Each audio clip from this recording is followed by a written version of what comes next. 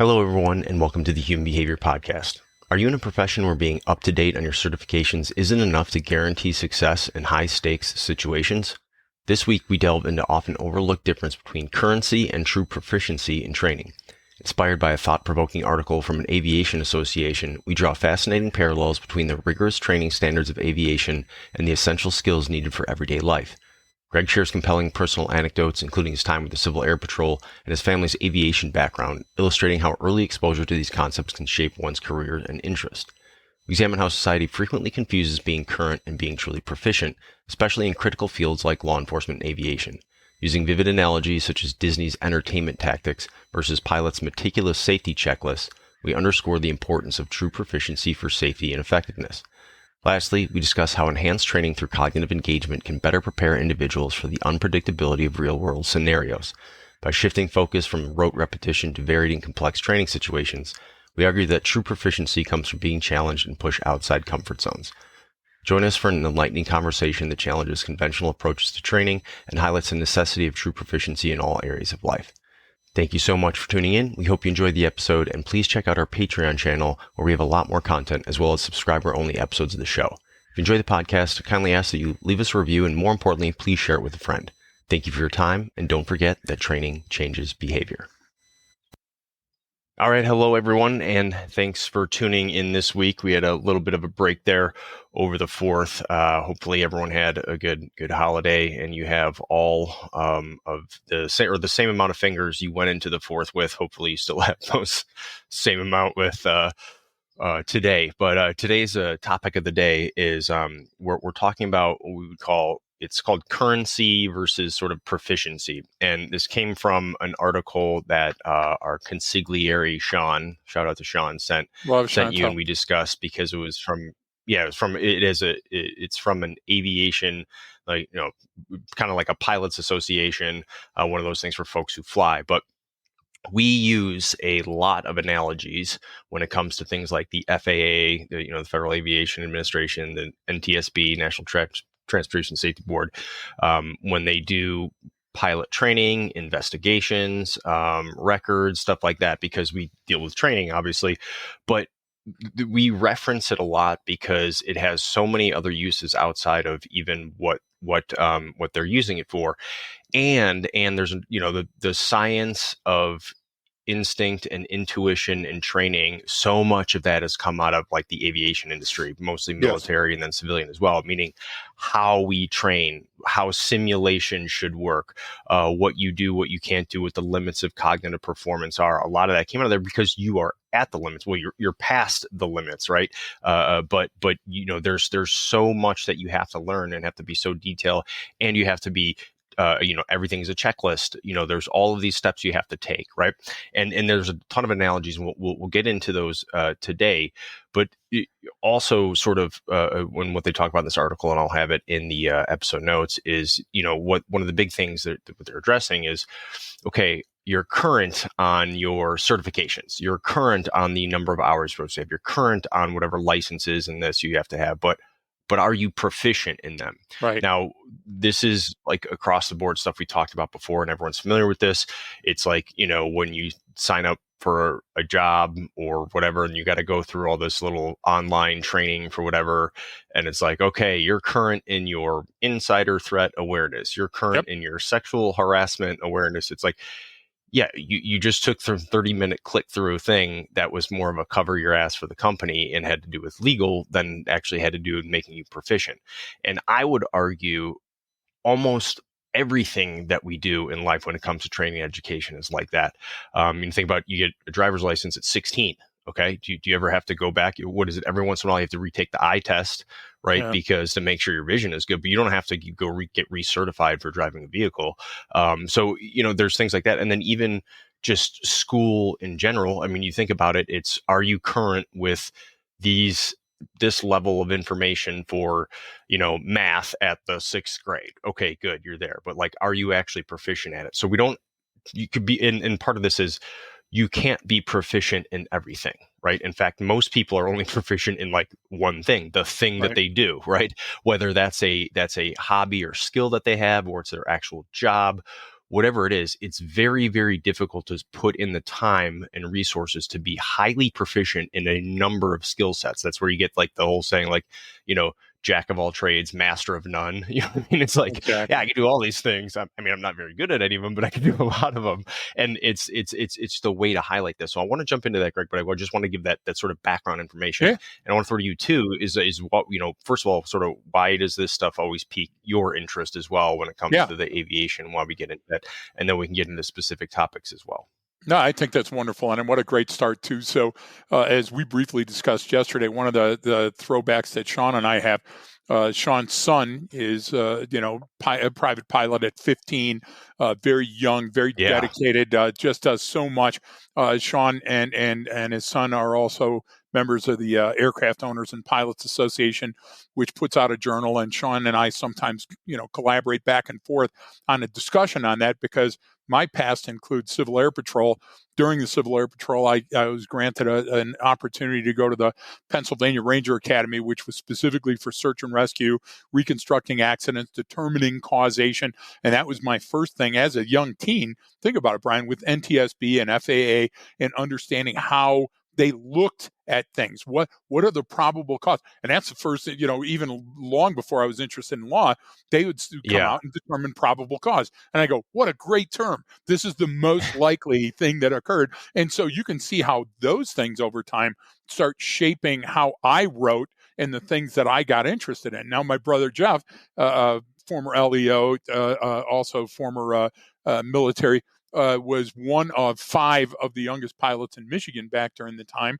And we had no money. So Jeff joined the Civil Air Patrol specifically because they had grant programs where he could get his private pilot's license. So these things came to us as inner city kids from completely out of left field, like how much joking I do about the Air Force, the Uber of the air. But the idea was, had I not had those experiences back then, I probably wouldn't have had some of the deep discussions that we have now and been interested in these different facets. The idea is that police work doesn't have the same type of broad operational or regulatory responsibilities and follow-up and oversight and investigation. I would challenge anybody that thinks differently to go to their computer today and just put in who investigates police shootings in there, and then add their city, state, or location, right?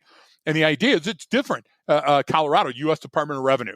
Some places, U.S. Department of Justice. Other places, FBI or Fed, or many jurisdictions and agencies. Or state agency, it's their shooting board. Yeah. Where it's a compilation of regional. And the thing I loved the first time I learned about it is that the NTSB was independent. Okay, so Congress sets them up and says, you're the people that are on the board. You're the ones that pick and choose which of these investigations. And guess what? You go through all these steps in the investigation, and they come out with a suggestion. You say, based on our investigation, we think this is most likely what happened, and here's what you should do about it so it doesn't happen again in the future. Brian, who else does that? You mentioned something that I think is very important. You said you can be current without being proficient. Yeah. Okay. And you also added that if you're proficient, you're most likely current. Okay. But the idea is, what's the difference there? And the difference there is how big, gosh damn dangerous difference, Yeah, so I'll jump sort of right into that, and this is from that article. Again, I'll have the link in the details. There's just some great information, regardless of what field you're in. But and I like the term. The other thing about it too is the terminology that's used is great, because it's sort of scientific, it's plain, and it's clear. And so what they said too, currency and proficiency have similar definitions, and they do complement each other, but neither one is a replacement for the other. Being current under the FAA, Federal Aviation Regulations, mean that you have met the requirements to act as a pilot in command of an aircraft within a certain period of time. This is why I love this stuff, because it's so specific. It's like, well, there's not a lot of wiggle room on that one. Easy to understand.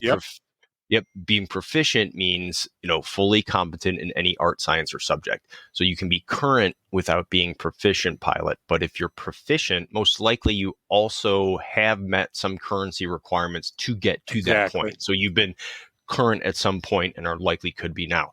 And so my biggest thing is when we look at, everyone looks at different types of training or education in different manners, right? And we get, we focus on, I think, a lot of the wrong things sometimes in terms of how we look at it.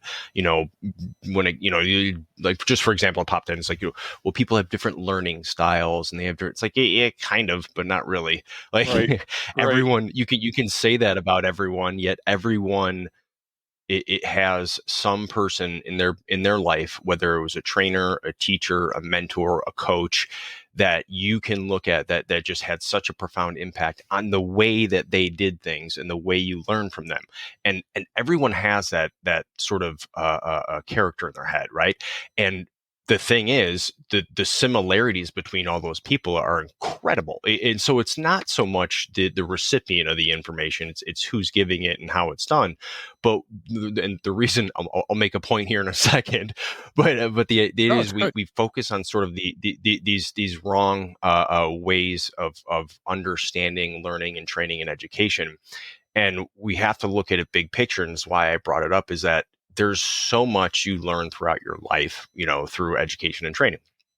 But it's so difficult to become proficient in any number of topics, right? You sort of like have to pick one in a sense and do that. And now there's some people that can get very, very proficient over periods of time, like on several, but they're usually like related or something like that, or they usually have some sort of crossover. Mm-hmm. It's difficult to do that. It's like when you meet, the person who's, well, it's like the one guy, because there's all these memes about him. He was a SEAL, then he became a doctor, went through at Harvard Medical School, and now he's like Every an 6 months, astronaut. it's And on you're like, LinkedIn. It comes up again. Exactly. And he found the cure for it's like, cancer in his backyard. yeah, Yeah. it's like, Yeah. okay, Danny. I think his name was Danny Kim, but I know some That people sounds know. But familiar. anyway, like it's one of those where it's like you're talking about a statistical anomaly, Yep. and that's just so atypical that it's like, all right, throw those things out. But and what I mean, the reason why I'm getting this is because we've been doing this our whole life. It's like, yeah, I got this. Yeah, no, I passed the test. Yeah, I got this. I passed the test. I made it through. Grade school, then high school, then maybe college or whatever. Like I got this. And it's really just, when you look at it, it's like you met the minimum requirements to be here. But that's for everything. So like the Yep. military stuff is like that. Even if you're in the most difficult unit to get into, a tier 1 unit, what Yep. it really means is you met the minimum standard to be a part of that team. Now, that minimum standard may be extraordinarily high, but it's still that's what that means. And so we almost look at it, and this gets into this sort of that fundamental attribution error. It's like, oh, well, Yep. they have these bona fides, they have these things that they've done, they have these certifications, they have these degrees, they have this. And it's like, okay, so they met some minimum requirement to get this thing that you can put on your resume, and that's fine. But how proficient are they is very different. Yep. And what this article does too is, obviously it's in the context of flying, but flying is one of these great contexts to use for training and education, because one, it's a combination of both. There's a training requirement where you have to override your body's natural instinct, because otherwise you'll die. So there's like this level of cognitive performance that is required of an individual. There's attention and awareness. Is actually where a lot of the situational awareness term came from, was from pilots, 100 Exactly. something years ago. So it's just analogous with so much of the stuff that we talk about. And so I obviously highly recommend everyone read this article, but that's why we chose this article. And so Right. what is it about currency and proficiency, and how do we determine that, and sort Yeah. of how has it gotten to where it's at? You know what I mean, right? Like big picture too. I mean, you use whatever example you want, but my thing is like, it's almost like we're sort of primed from this for the young age, where we think, all right, this is good. Maybe I got an A in the class and you got a B, so I'm more proficient. No, it's like I'm a little bit more current is how I would look Yeah. at it. You know what I'm saying? So Yep. I'll pass to you to kind No, of no. just kind of So let's go at it a different way. Let's okay. not go directly at it. Let's go around the bend. Have you ever been to Sure. Disney? in California, Florida, any of the Disney Yeah, I places? have. Yeah, yeah, Okay. yeah. Disney out Now, here. Yeah, I went a couple years ago. so I'm going to swear you in as an expert witness on going to Disney as a theme park, as both an adult and as a kid, and with kids that are your kids and probably kids that you abducted and they're still looking for you. But the idea is that you can answer some reasonable questions about it. So, number one question: did you go on a ride where you sat in a wooden chair at a desk that went sort of, staccato, slowly, catching on the things, where as you went by, you saw a person drawing Mickey Mouse laboriously, painfully, one nose and then a sketch at a time. And No, then as you went, okay, you no. know why? It Because was they like, don't fucking exist. Because what they want to do is they want to take you in and put you on an exciting yeah, ride and spin you around on Dumbo and all that other stuff. Now, why am I bringing that up? Because that's the way training catches your fancy. So I have a great deal of respect for Ivan and Pablo that are in the security field and have training for people that do security. And I have very little respect for other people in there that are doing the full auto shooting, rolling, jumping, coming through windows, squealing the tires on the car and shit, because it's shit. Because but the idea is that sells, Brian. So that's what's exciting. So when people think of their local law enforcement, they think that their local law enforcement is going through this detailed training on all of these other things. They're at the top of their game in fitness. They're at the top of their game in shooting. They're at the top of their game in driving, where it's not. It's currency. It's you shoot this time, 80 rounds per year, per person. Part of that has to be on night. Part of that has to be against, interactive targets or whatever else. And then that's the standard. And those standards are so different agency to agency. And then there's a minimum standard for that state, like Michigan law enforcement training or the post, the police officer standards and training. And once you're current, Brian, you have to do nothing more than that. So, as a matter of fact, you might have to pay out of your pocket to become more proficient. So, what does that mean? Well, the thing that caught me on this and talking to Sean about this article, and the reason I sent it to you right away, is the first thing on all the articles that they had in this journal was know your limitations. Holy shit, how long have you and I been yelling about that, right? well, So yeah, if we just think in one term, you're about to engage in a pursuit because the person drove away from you at a traffic stop. Now, think of the panacea of things that are going there. Don't grab the vehicle. Don't do this. How are you going to communicate? Are you running back to your car or walking back? Are you going to allow the air unit to take the pursuit? But let's talk about now just one skill, and that's your brakes in your car. Did you check them when you yeah. went on duty? When was the last time they were checked? Did you check the fluid? Are they pad or are they disc, or are they some version of ABS? And if your fluid heats up because you're low on fluid, what's that going to do to you at the midpoint of your pursuit? Brian, we're talking one thing. This is how NTSB thinks. You get it? That When they're doing an yes. investigation, that's not how law enforcement thinks. This is not how a C-suite executive thinks. And that's why I think there needs to be a paradigm shift in how we look at it. And that's why I use Disney as the analogy, right? Because Disney is not going to waste time trying to catch your attention with all Right. the day-to-day things that they have to do, which is the proficiency, but they are going to catch you with that currency, and you're going to be just fine when you walk out. You're going to get your money's worth. But we as a society aren't going to get our money's worth continuing to think that way. Well, and one of the biggest things I've always talked about too is with every pilot. You have I don't care what you're flying, a single seat Cessna, it's just you, or it's a 787 with 400 people on board. You go through a checklist. I mean, you Yep. literally go through it, and you probably that person has memorized that checklist, Yep. but they don't go off of memory. They literally open up the flight crew checklist. They go line by Hold it line and check each thing. with their flashlight And as they're walking around. Exactly. because they know in that industry, it doesn't matter how proficient you are or how current you are or how many reps you've done or how long you've been doing this. You are a human being who is prone to human error, and you Yep. will skip something, you will miss something, you will go, oh, that's probably not a big deal. So they literally have to make it line by line item before you go anywhere. Now, once you get into the actual flying part, yeah, there's a lot of intuition in that, and there's all your training, and some are better than others. But everyone has to go through that, and we don't do that in other areas, right? We don't do that in our I life. agree. We don't do that, like you said. No, who does that before they go into the business meeting? No one. It's I got this. All right, I know about Bill. He's coming over from here, and I'm going to butter him up like this. It's like, okay, but what what left and right lateral limits, what safeguards, what policy procedures did you put in place before going into there? Yep. And it's like none. You did none. We wing it in a sense, and even when you're highly proficient, you're going to miss something, and so you go back down to those very basic level of looking at it. Now, you obviously can't create a checklist for everything in your life, Right. but in a sense, you can at the start of whatever that thing is, start of your day, start of your work day, start of that road trip. You know what I'm saying? It's like whatever that is, you actually can make one, and then you can modify it and adjust it, and then you can stick to that every single time. I always do the like the put the mirror down in your car, the visor with the mirror on. It's like, Yep. hey, are you prepared for this or what you're going to see?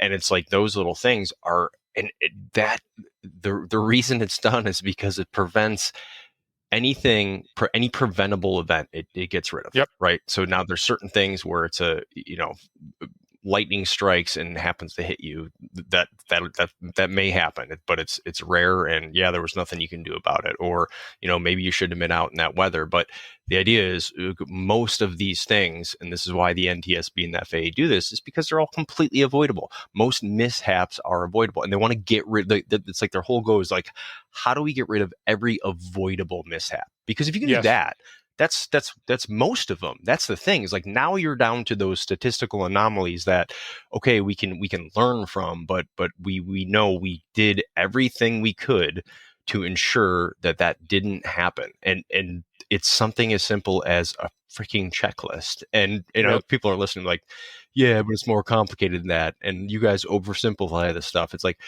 okay, we technically sometimes we oversimplify complex subjects, but that's the point. Like, we're doing it deliberately. We're not just saying, Yes. oh, it's just this simple. We're saying, no, use it this simply, because if you do, it works. And so that's some of the big takeaways I got from this article, and just in general. And we have a whole bunch of different, flying analogies that we use, and airline ones, because of all of the reasons we discussed. It's everything right there. It is a very, very, can become a complex environment, Yep. and there's danger there. So it crosses over to different type of, like, law enforcement, first responder, emergency department kind of jobs and roles, where you can take away so much. They've done such a great job over the years of documenting how this stuff works and how to mitigate it. It's like, here, the manual is right here. This is what you need to read. And we don't do that sometimes. Yeah, and I think the oversimplification argument, I would challenge anybody, come on the show, tell us what you're talking about. Because when it comes down to it, what we do is we say there's a thing called science, and there's a thing called facts, and there's a thing called law. And if you're well versed in it, or at least know where to go, like, for example, I know where my local library is, and I can do most of that online now without actually physically driving there. And what happens is, you, the person that makes a comment like that, have lost your objectivity. And what that means is that you look and you go, yeah, but police officers are overwhelmed. Excuse. Yeah, but police officers are under trained. Excuse. You get what I'm trying to say? We can go down the entire list. Like the other day, there was a great little webinar thing on, and I caught just a little bit of it. And it was a person that was defending the taser and use of less than lethal. And the person came up with some hard facts and said that it's the taser in their studies was only useful 25% of the time. Okay, well, I'm not a math magician because I'm from the Detroit school system, but 25% is No, that would significantly make you a less than math half. magician. Yeah, Yeah. exactly. But it's significantly less than half. Okay, and it's not 100%. So now we go back into what we talk about. Okay, so now you're given a choice between your lethal weapon and the less than lethal that you have. Looks the same. It's in a holster. It's on your belt, but it's not as effective, and you can't hold them both at the same time, because we know where that leads. So what happens is we conduct predictive analysis on where those seams and gaps are going to be, where the cognitive gap analysis are going to occur, and we try to help you understand that through myelinization and some other processes, and in building rigorous fidelity-filled scenarios and baselines, that you can overcome them. And that's why we still have a hard time today, because when we start discussing things like Hoberman and why we do the scenarios we want to do that way with VR and AI, people are like, yeah, but it's got to be specific. No, because if it's specific, It's never going to occur. It has to be general, and it has So to be so general that you can apply it to future operations. And that's another thing we love about NTSB. They don't stop with just the investigation and determination of probable cause. They then what, Brian? They then make a recommendation so you understand what not yes. to do next time. And I think that's a key Well, difference. that's the thing is that they look at everything, and go for what are all the contributing factors, and Yep. especially that what we can control and change. And you brought up a point here, and this has to do with the currency and proficiency and training, and how you do that is, and I'll just read from here because it's what Yeah. they said it, here it says, the obvious solution to the proficiency problem is to do more flying. But when it comes to proficiency, being prepared to handle any situation with which you might reasonably be presented, quality beats quantity. 100 hours of pattern work in the past year, all of it on windless days, might make for smooth, calm wind landings, but it won't count for much the first time you're faced with a 15-knot crosswind. And this is where, people just want to get a number of reps in, and it's Yes. like it's not how it works. It's like it's become very good at the fundamental, the basic thing that you're trying to do, and then now go and do it in as many different types of situations all over the place that you possibly can, not just the same thing over and over again. And to your point, about adding in the complexity and not having to do this sort of like, the I get the crawl, walk, run, but it's also like, no, your brain can learn much faster than we're giving it credit for. And this is where the Yep. accelerated learning stuff, which is why we remember when we had Lita Bello on, because Yep. she's a genius at this stuff. But the way I see it sometimes too is when you just, let's make sure they have it here before we go on to the next one. It's like, no, we're gonna go from A, then we're gonna jump over to R, then we're gonna come back to Yep. D, and then we're gonna go to And then go L, to and then lawn chair. they're like, well, Right. you can't do Exactly. this. Like, no, trust me, your brain is Yep. firing on all cylinders at that point Yep. because it's going, fuck, like, whoa, where's this coming from next? But if I go A, B, C, D, E, F, G, my brain goes, got it. I know, okay, like I know what's coming next. There's no surprise. There's no sense making. There's nothing. It's just a Yep. linear progression. Well, that's not how a real situation is ever going to unfold. So if I don't have the ability to do that, to go from, I mean, you brought up our scenarios and stuff like that, where we'll teach this intensive course and they'll do these little small part task things and some group exercises and this, and then it's like, all right, we're going to watch this situation, and literally it's nothing happens, and everyone's like, well, and everyone's all amped up, and we're like, yeah, Yep. like you have to, you need to realize that if there's nothing is going to happen most of the time. So if you're all amped up coming into this, like you're going to jam a square peg into a round hole. But that level of we don't look at training that way sometimes because we think it has to be very linear, and it has to be small little chunks, and it has to be laid out for me, and like the mama bird just spit in my mouth a little bit here, and it's like Right. that the outline, the overall concepts need to be that way, right? You need to go Yep. from big to small, from or from small to big, or whatever it needs to be. But you, within that realm, you can jump around. You can go, all right, hey, try this right now. And people are like, oh, I wasn't ready for it. I know, just go do it. And they're like, okay, now your brain's going to sit there, and it's going to get a little nervous, and it's going to get amped, and it's going to start to think harder, and you're going to create that modelization. You're going to create those file folders much faster because it's now engaged cognitively where it wasn't before, because it was going through that, well, I know it's going to get a little bit more difficult, then they're going to have some extra tasks for me to do, then they might throw this in. If I can, in that training environment, if I'm figuring it all out like that, like, and I'm not being surprised, or I'm not having the pattern is that obvious going into it, then I don't really learn from it, right? It has to Exactly. have some sort of way for me to figure out the situation. I have to engage myself, my critical thinking, in order to develop that. And you actually learn even those you learn skills faster that way, I think, from Yep. what I've seen in my experience. And so this is why that's a perfect line in there. And we use the analogy from the flying community. It's like, yeah, just keep doing your takeoff and landings like over and over again, a nice calm sunny day. Like, you're not And getting then more wonder what proficient. happened. What they're saying is like, Exactly. it's like, well, I have X amount of hours. It's like, yeah, but it's doing the same thing over and over again. Like you never pushed outside of your comfort zone. You never Yep. did something that was unexpected. You see what I'm saying with that? That's the instructor trainer on thermals and night vision. That's a young E6 that's training the Apache pilot. In the Blackhawk pilot, you get what I'm trying to say? Yeah. And he says, "Hey, I'm the expert on this." And the guy's like, "Yeah, but you have zero time in the air using it, coming through with on a mission." Well, but see, that's what we don't do. That's back to the analogy of the Disney. I know people are still scratching their head on that one. No, Disney understands how to get inside your head and make it a memorable experience. And that's why you buy the currency, and that's why you have the food there, and that's why you buy the doll and buy the videos and rent it over and over. Because what they're doing is they're dicking with your brain's chemistry. And now all of a sudden you've got this gap in your life that you want to fill by going back and fulfilling it through those things. Well, training is the same way, because once you teach your brain the efficacy of how the brain is built and file folders are created and how you can go back to them and get just as excited going through any type of training. The difference between critical thinking and advanced critical thinking is being able to apply the stuff that you learned yesterday to the situation that you're going to go into tomorrow.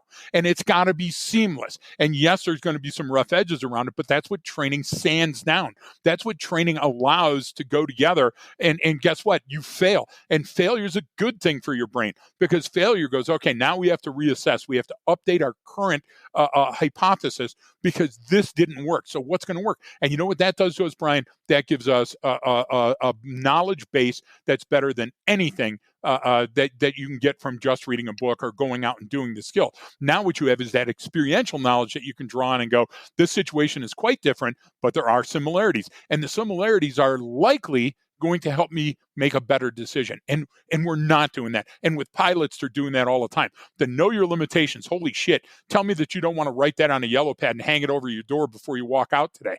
I mean, that alone can center us on what we're likely to face today and help us be better at it. The thing like Disney, again, with speed limits. When speed limits come up, they're not arbitrary, Brian. There's science behind where a speed limit is and the curve and where the signs go on the roadway. But how many people think that deeply? Well, that's the difference between critical thinking and advanced critical thinking.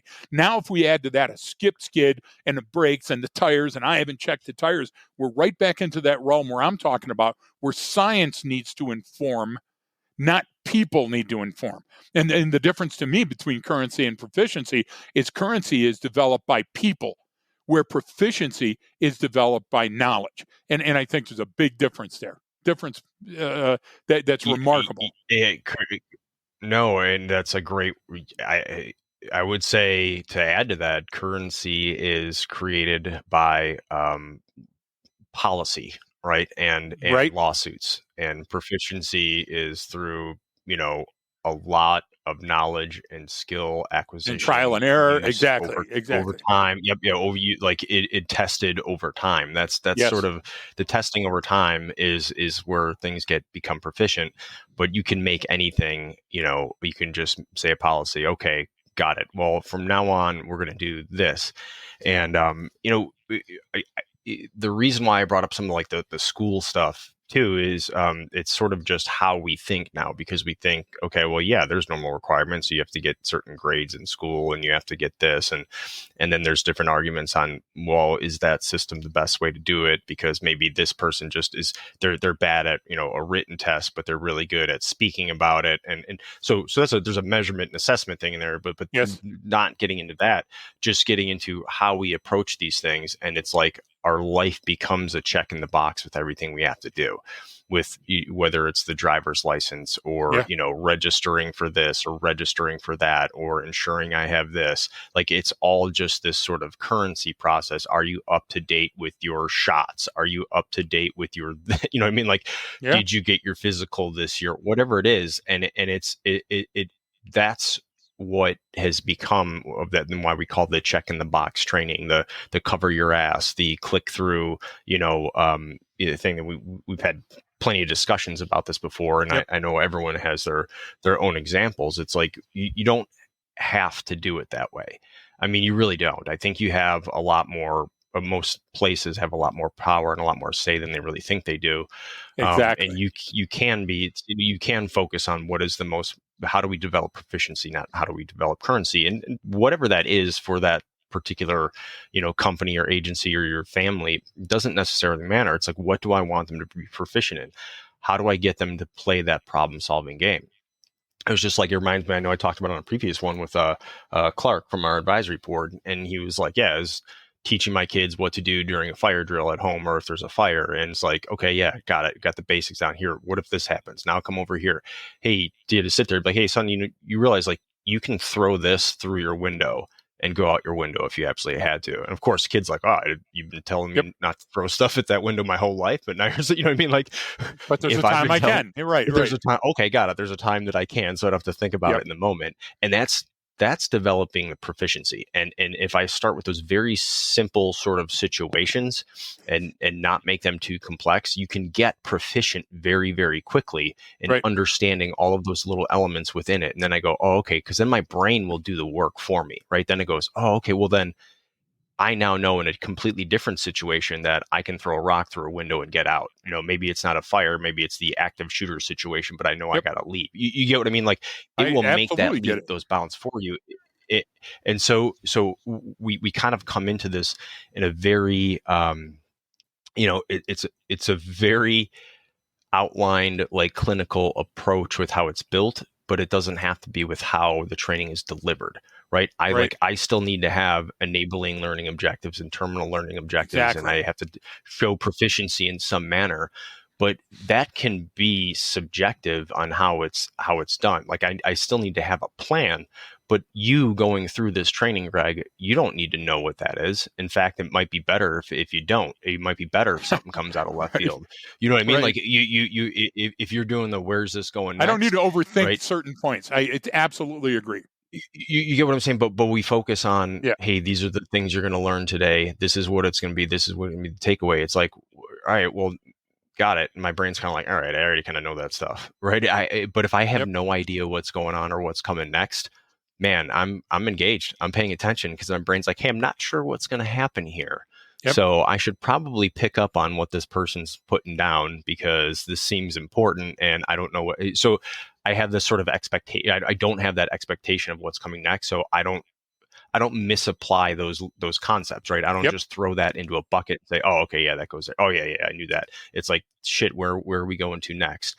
And this is covering sort of a lot of topics, which but it all falls under this sort of, if I think about it as a comparison, is, am I current in this or am I proficient in this? Am I current in Yeah. this or am I proficient in this? Like, it's like, which path does this lead me down? And what's the best way to approach that proficiency level?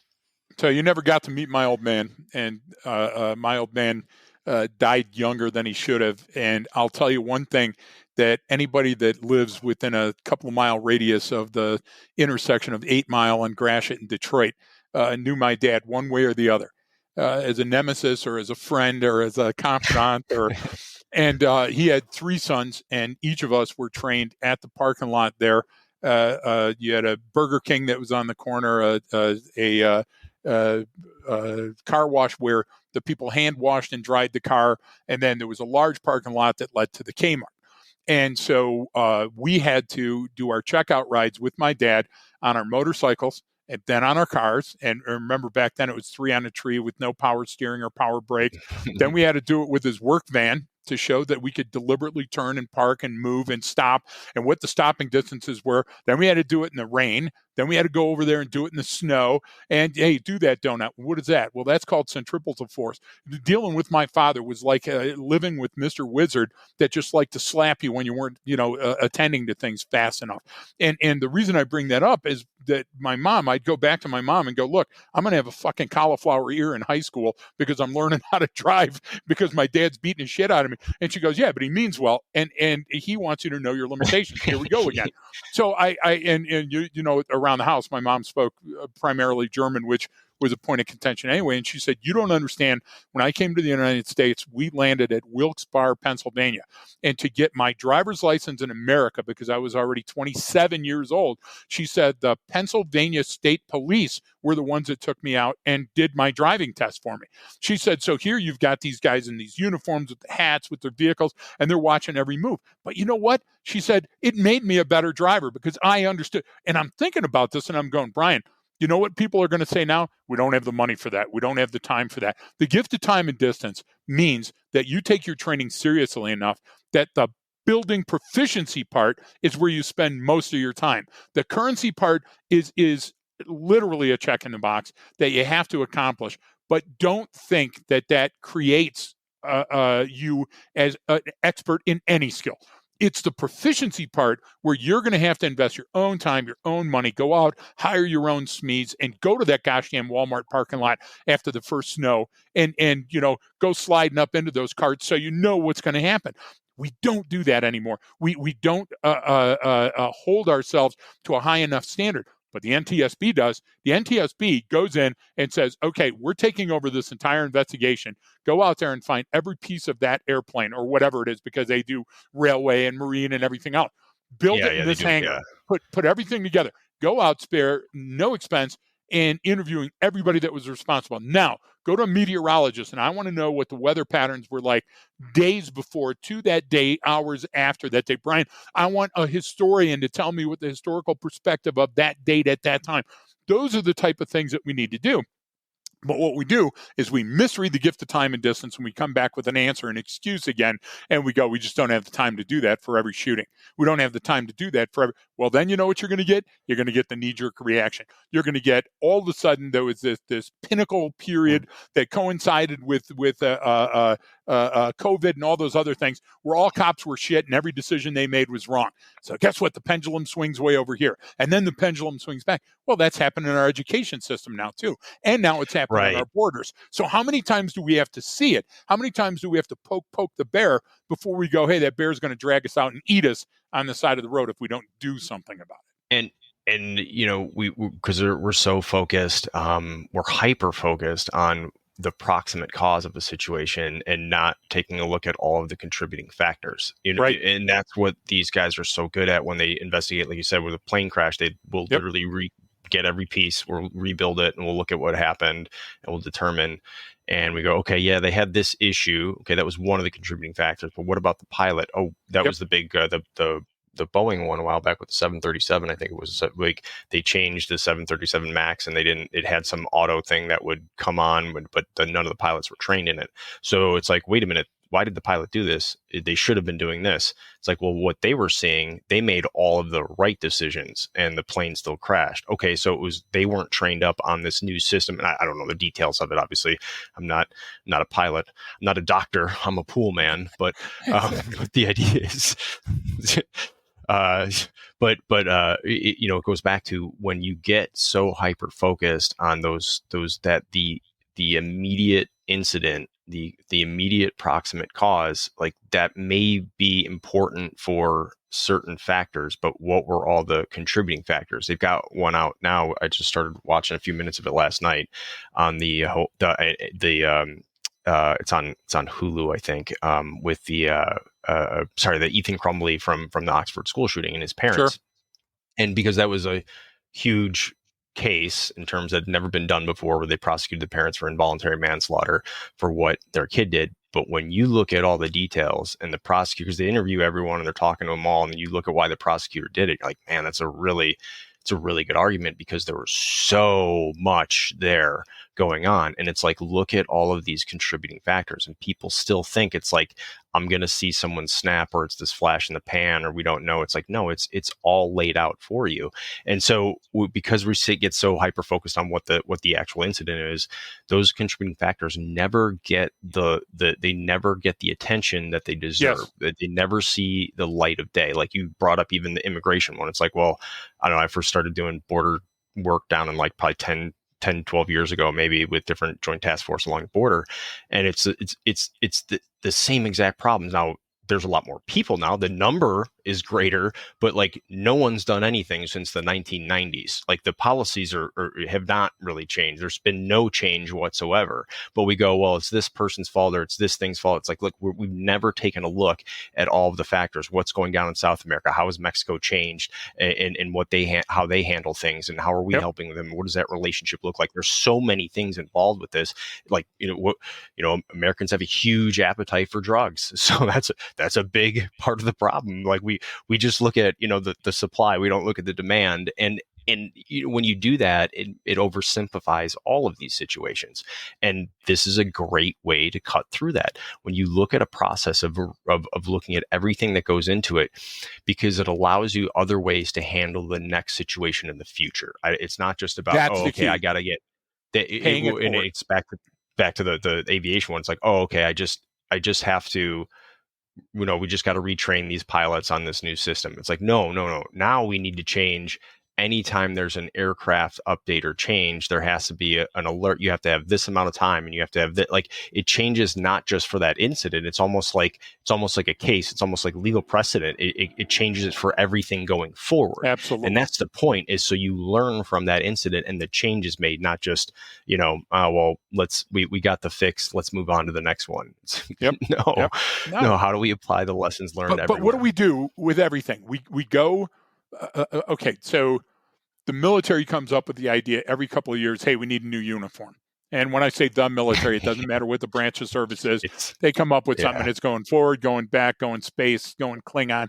I don't give a shit what it is, right? And then it's the same thing. Well, the sidearm, which is the most underutilized piece of weapon in warfare. But, that pistol, man, that's so gosh damn important. So let's update that and let's change that and let's do that. Why? Because everybody wants to be able to point to something that they did and say, that was what I contributed to. I was part of that study. I went back to it. And guess what they go for? They go for low-hanging fruit. They're not going to go for the hard issue. They're not going to go like homelessness. Okay, how many times have we changed our tack on homelessness in the last 15 or 20 years? We've gone from saying that there was a constitutional protection against sleeping on my lawn when you don't live at my house, all the way to no, there is no such thing, right? And then we do the thing with SCOTUS recently with some of the decisions they make. All SCOTUS does, the Supreme Court does, is say whether the decisions that were made were in line with the constitutional, whether they were constitutionally legal. They're not rendering an opinion, okay? The opinion is on the legality of the situation. So I think that's what we are. I think we're generalists that talk about, look, you can take a look at this from a number of ways, but if you're not moving the dial, in other words, if you're not making and formulating a recommendation to improve NTSB traffic or transportation safety, US DOJ, law enforcement shootings, use of force. Do you get what I'm saying? If you're not actually moving the dial, what's your function? Because even NTSB only jumps in when? They only jump in when there's a near miss or there's an accident. So the idea of a journal like this Aircraft Owners and Pilots Association journal, was coming up with an article going, hey, know your limitations. Are you current? But are you proficient? What a great way to... Where is that in the last time you read it in a journal for law enforcement or courts or corrections? Well, come on. What we're talking about too is focusing not just on whatever the issue was that needs to be fixed, but we're focused on outcomes. Like, what was the actual outcome of this change that you made? So what's the outcome that you're going to get out of fielding a new pistol for the military? It's like, well, I mean, you're moving a lot of money what are around. we actually trying to do? I mean, exactly. And it's like, but what's the outcome from it? What was the impact that it had? Not just for that person, maybe they got a better weapon system, but how does that contribute to what the mission is and what the overall goal is for this organization? Because if I start with the outcome and then work my way back, it'll change how I look at our resources and our processes and our training and everything that we do. Because you have to go, what is the intended outcome? What are you trying to do here? What are you trying to accomplish? And let's work back from there. Not, hey, we need new tactics for this or a new thing for that. It's like, well, why? What is that? How does that contribute? Because what you find then is that that is a much better way to inform your policies and inform your tactics and procedures and everything than it is to just look at the specific problem and look at the specific thing that went wrong. It's like, well, I mean, we talk about this all the stuff with different tactics too. It's like, well, Yep, okay, but you why are you doing it this way? Because it didn't seem like that worked in the last time. It's like, well, yeah, if we just get better at this, it's like, well, why don't we just not do it this way and come up with a better solution? What's the outcome exactly. that you're trying to get out of the situation? Let's work towards that. And that's the idea behind everything that like the FAA and the NTSB does, is it's about the better outcome overall. It's not just for that one specific incident or problem. It's for the industry as a whole around the world. And the U.S. kind of leads in this because the standards are the highest, and Yes. especially for flying or anything like Oh, that. we've known that because we've flown on in other countries. You know exactly what I'm talking about. You remember the security in the Levant? I won't say the specific country where we were going through, and it was like, "Who are you? Yeah, come over here." And you 9 people, hold up your passport, get on the plane. Okay, you're good. Holy Yeah, shit! You know yeah, yeah. No, you're flying today. I thought I was flying today. Oh, okay. It's exactly. like, wait a minute, what? who's No, who's who's and look, we commanding this don't air want. traffic right now? We understand that the safety issues and then the outcomes, the safety recommendations, are directed at everyone. They're directed at the regulatory agency to make adjustments Hmm. if necessary. To manufacturers of products, hey, this has got to be simpler to use, or it's breaks on impact or whatever. State, local, federal, the jurisdictions, the companies, everybody that's involved from the ground up has some part of that recommendation that falls in their lap, and we don't do that with cops. For example, FBI does a great job. It's one of the few times I compliment our FBI. They do a great job on compiling data. They really do their best in the world. And Yep, one of the things they come out with yep, every year is LEOCA, law enforcement officers killed or assaulted in the line of duty. And what it isn't a recommendation. What it is it's a blurb, a paragraph on that officer at that time pushing a car out of traffic has a fatal heart attack. This copper didn't know that the suspect had rigged a vehicle with a bomb, so when he opened the trunk, it exploded. This copper got clipped on a thing and didn't live because of the shooting. Okay, so that's great. So what we've done now is we've gone part of the way there, Brian, by cataloging it. And yep, we've got it in the Dewey Decimal System. We can go back and yep. with great detail, we can say how many cops were stabbed and how many cops were assaulted. But what we haven't done is make a recommendation that we can use to move forward. And what we do is we dump money at training. And so a person comes up and goes, okay, well, now it's jujitsu. And guess what? It's going to be PR-24, or now it's the expandable baton or whatever else. And we glam onto that and we jump onto that. And guess what? It puts us further behind, I think. The critical thinking aspect and then advanced critical thinking is so much more important. Cerebrally, brain economics, training for ambiguity, training for the situation that is novel is going to help us much more. That's what we want kids to learn in school, right? How to solve problems, how to define what a problem looks like, and then come up with potential answers. Not that when A happens, we do B. And we're over Well, reliant on that in that's certain industries. and you started with it right there. Is it starts with clearly defining the problem, Right? and we're not always good at this. And this is what these investigations do with aviation: is they clearly define the entire problem. Okay, I it's not agree. that a plane crashed. Okay, great. That's what happened. That was the result of what? What was that the result of? Okay, well Yeah. this kind of led to that result, and so did this, and so did this. So it was a a myriad of things, contributing factors that led to this incident. Okay, now which ones can we address? I mean, you even brought up with the data collection. It's best. That's where to Yes. start with. It's like, look at everyone has all these numbers of different stuff, and it's like, wait for the FBI uniform crime report to come out, and it has every number of everything that happened that was ever That you could cataloged ever anywhere in the United imagine. States, Exactly. and is and maybe there's some that didn't get in there, but this is the best view you have of the situation. Now, how do you want to address it? Because here's all the factors that went into that, and so it's just another example of how we done it. We've done entire podcasts about Yeah. contributing factors versus proximate cause, and how Exactly. those things can get misapplied in some cases. So that So was why kind is of it a I mean, why is it so much though Yeah. Brian, like a school shooting, because a plane crash is something that is rare. And when it happens, there's a large Hmm. loss of life. And people go, wow, you had nothing to do. You were just sitting there. It happened around you, which is so much similar to those school shootings. And the idea is that we feel helpless and we feel hopeless. The first thing we have to understand is how rare they really are. But are we learning from each subsequent activity so we can pay that forward? What were the recommendations? What did the investigation show? And are we staying on target with that information? What did we learn from Crumbly that we can pay forward, right? And I don't think we're doing that. And I think if we take a look at Robb Elementary, it's a perfect example. We're still on the witch hunt to force Yep. accountability. We're still putting Yeah. people in jail. Do you Yeah. understand what I'm saying? So Well, I think that this is a that's great way.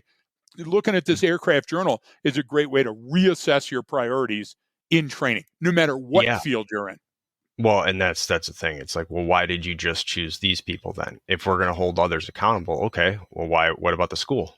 What Exactly. about what about the community? What about these policies? What about that? I mean, Exactly. you're just going to go after these two, because once you that was the big issue with that case too, and trying parents like, okay, we're going to open this door. Well, and you're talking about liability, right? They knew or should have known. Yep. Well, who else knew or should have known then? Are we gonna charge them with involuntary manslaughter too?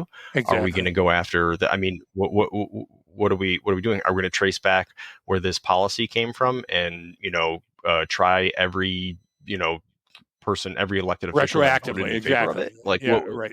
I mean, what are we really doing here? And if so, then okay. But I mean, we're simple as humans, and we want to place blame. We want to have nice, neat causal relationships with everything. Exactly. Something to And point it's at. just not. It's just never that. It's rarely ever that simple. It rarely is, and if it is, then it's so obvious. But these are far more complex. You're So exactly right. I'm like I said, we kind of kept it in with the currency versus proficiency and went around to these different situations because it's important to look at them all through those same lenses. And then I'll put the link in the details, right? Yeah. But Yeah. any sort of other Yeah, my parting final shot today, thoughts on this? Yeah. very, very simply this.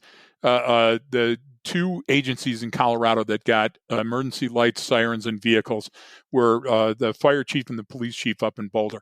And both of them died in the very first motor vehicle accident where those two hit at an intersection going on emergency call. If we go back to aviation, the from Montgolfier to the Orville and Wilbur, the very first pioneers of flight died how, Brian? They died in airplane crashes. So the idea for this is it's a necessity. It's a necessity to go back and take a look at the skills that you're applying and the training, the transfer, and all those other things and say, here's our shortcomings.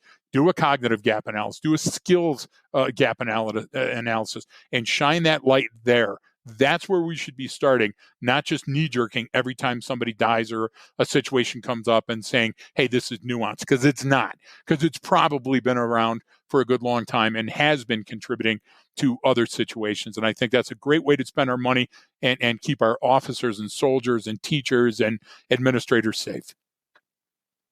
Yeah, that's a good parting thought. So appreciate everyone for tuning in. Don't forget to check out our Patreon site. We've got a lot more. So thanks so much. If you enjoyed the episode, share it with a friend, and don't forget that training changes behavior.